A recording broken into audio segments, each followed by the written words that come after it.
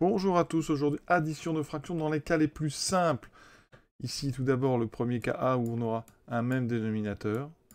Ensuite le cas donc B et C dans lequel un des dénominateurs est multiple d'autre. Ici 4, c'est le double de 2. Ici 5, si vous faites x2, ça obtient 10. Donc on a bien ici 10 qui est le double de 5. Et pour le dernier exemple, c'est une addition de 3 fractions avec justement un lien très fort entre les 3 dénominateurs.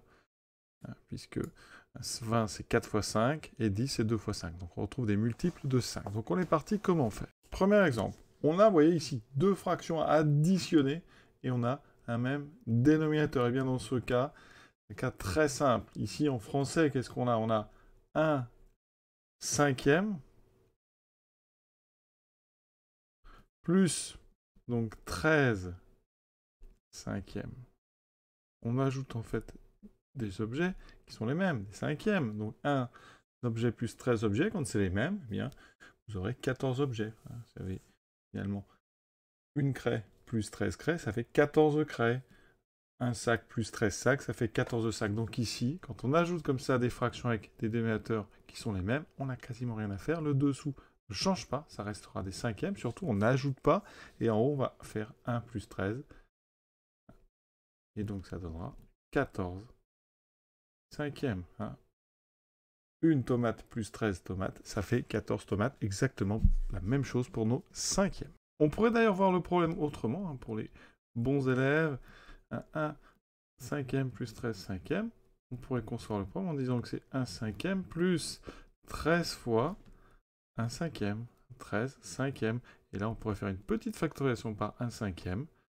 Et des cinquièmes, j'en ai 1 ici, plus 13 ici, vous voyez, multiplié par 1 cinquième. On retrouve 14 fois 1 cinquième, et les multiplications des fractions, on a déjà vu ça, c'est 14 sur 5. Voilà, une autre façon de voir bien plus compliquée, mais qui permet de voir un petit peu d'autres façons de d'écrire ces fractions qui sont des 13 cinquièmes, c'est 13 fois 1 cinquième.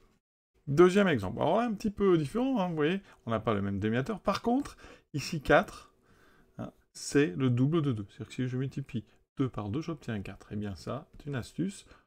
On ne va pas toucher au quart, et on va changer en fait de dénominateur de 13,5. Alors si vous changez de dénominateur, ça va changer le numérateur. Ce que vous avez le droit de faire avec des fractions, c'est quand on a une fraction de 13,5, on a le droit de la multiplier en haut et en bas par le même nombre. Et vous voyez, j'ai vu tout à l'heure qu'on pouvait additionner facilement des fractions avec un même dénominateur. Ici, j'ai un 4, donc je vais m'arranger pour avoir un 4 ici. Et c'est faisable parce que 2 fois 2, 4. Donc je vais multiplier en bas par 2 et je vais donc multiplier en haut par 2. Ça me donne donc, vous voyez, 7 quarts plus 2 fois 13, 26 quarts. Et vous voyez que maintenant, on revient au premier modèle. On a des quarts, 7 quarts, 26 quarts. Ça fait donc 7 plus 26 quarts.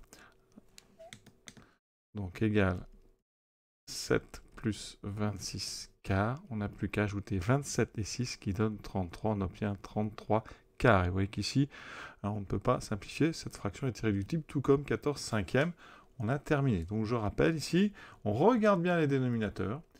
Ici, on voit un lien très fort. Comme ici, l'un est multiple de l'autre. Eh bien, on ne transforme qu'une seule des deux fractions. Un deuxième exemple exactement du même type. On a ici deux dénominateurs, 5 et 10. Et on remarque qu'en multipliant 5 par 2, on obtient 10. Donc, eh bien, on ne va pas toucher à la deuxième fraction. Par contre, on va transformer la première. On avait 4 cinquièmes. Je vais donc multiplier en haut et en bas par 2 de façon à avoir 10 en bas. Ce qui fait que maintenant en haut, j'ai 8. Et en bas, j'ai 10. Donc j'ai du 8 dixièmes. 8 dixièmes plus 3 dixièmes. On voit bien que c'est le même dénominateur. Donc on utilise la première technique. On ajoute. On obtient des dixièmes. Et on en obtient 8 plus 3. Donc le résultat ici, ça sera 11 dixièmes. On vérifie. On ne peut pas simplifier. On a terminé.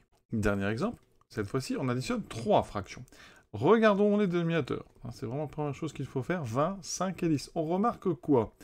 Eh bien que on peut, ici en multipliant 5 par 4, obtenir 20, et en multipliant 10 par 2, obtenir 20. On peut donc réussir à mettre au même dénominateur des 20 partout. Donc je vais laisser 3 sur 20. Par contre, ma deuxième fraction, et oui, je rallonge un petit peu le trait.